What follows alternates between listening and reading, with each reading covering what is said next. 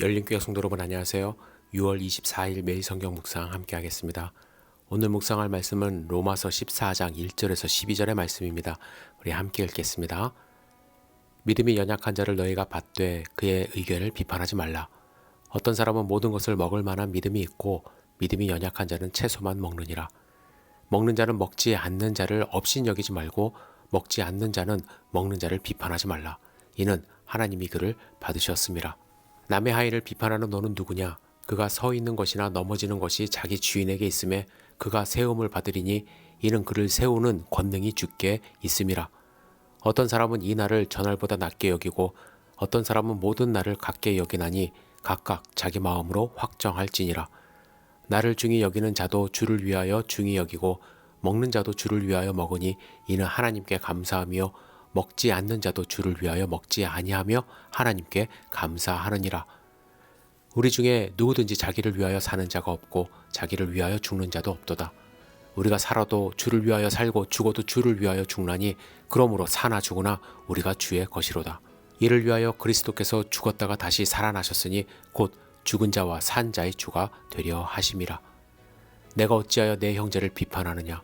어찌하여 내 형제를 업신 여기느냐? 우리가 다 하나님의 심판대 앞에 서리라. 기록되었으되 주께서 이르시되 내가 살았노니 모든 무릎이 내게 꿇을 것이요 모든 혀가 하나님께 자백하리라 하였느니라. 이러므로 우리 각 사람이 자기 일을 하나님께 직고하리라. 아멘. 로마 교회 안에 먹는 음식으로 갈등이 일어났습니다. 2절에 보면 어떤 사람은 모든 것을 먹을 만한 믿음이 있고 믿음이 연약한 자는 채소만 먹는다고 말합니다. 이제 먹는 모습을 보면서 서로 판단하기 시작한 거예요. 3절에 보면 먹는 자는 먹지 않는 자를 업신 여기지 말고 먹지 않는 자는 먹는 자를 비판하지 말라. 이는 하나님이 그를 받으셨음이라 이렇게 말합니다. 먹는 자는 먹지 않는 자를 깔보면서 이것도 못 먹어? 라고 생각을 하는 것이고 먹지 않는 자는 먹는 자를 향해서 어떻게 믿는 사람이 저런 음식을 먹을 수 있지? 이렇게 비판을 하는 것이죠.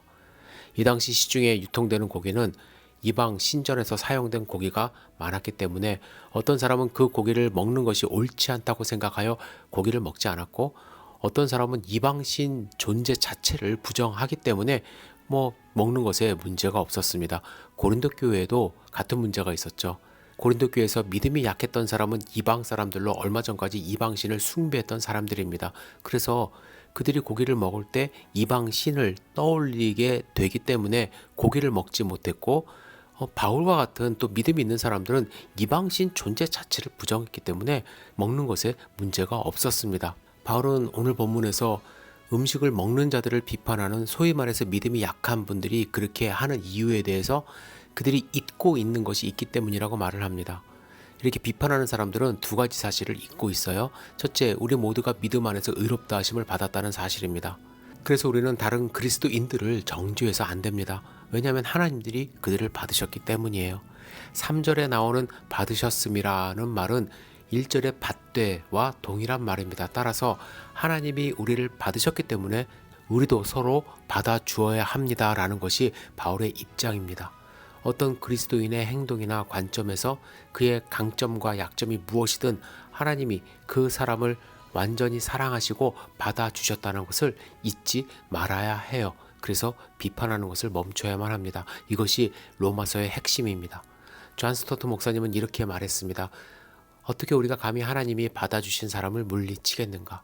참으로 다른 사람들에 대한 우리의 태도를 결정하는 최고의 방법은 그들에 대한 하나님의 태도를 보고 결정하는 것이다. 이것은 우리 자신에게 하듯 다른 사람에게도 하라는 황금률보다 오히려 더 나은 원칙이다. 우리에게 하듯 다른 사람에게 하는 것도 유익하지만 하나님이 대하시듯 다른 사람에게 하는 것은 더 유익하다. 두 번째, 그들이 잊고 있었던 것은 하나님만 심판하신다는 것을 잊고 있었습니다. 4절은 논란이 될 수 있는 양심의 문제에 대해서 자신과 견해가 다른 다른 그리스도인들을 정죄하는 것에 대해서 강하게 경고합니다. 비판하는 것은 그냥 평가하는 것이 아니라 정죄하고 비난하는 것이기 때문에 그렇습니다. 예를 들면 바울은 고기 먹는 것 그 자체로 죄가 아니라고 말합니다. 하지만 어떤 사람이 그들만의 이유로 고기를 먹지 않겠다고 결정할 수 있습니다. 그런 경우 고기를 먹는다고 다른 사람을 비판하고 정죄하는 것은 매우 잘못된 일입니다. 여기서 바울은 남의 하인을 비판하는 너는 누구냐? 즉, 그들은 당신의 종이 아니기 때문에 비판할 수 없다라는 거예요.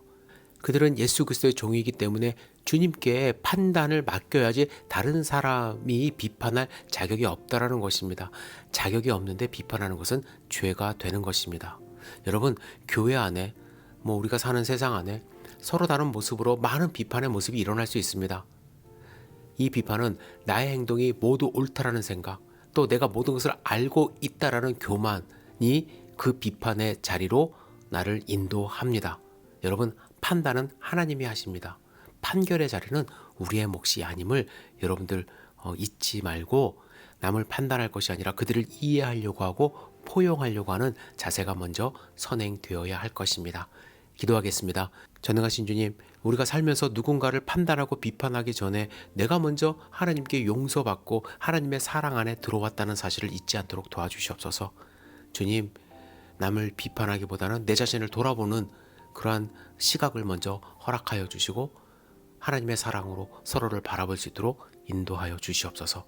오늘 하루의 삶을 온전히 주님께 의지합니다. 예수님의 이름으로 기도드렸사옵나이다. 아멘.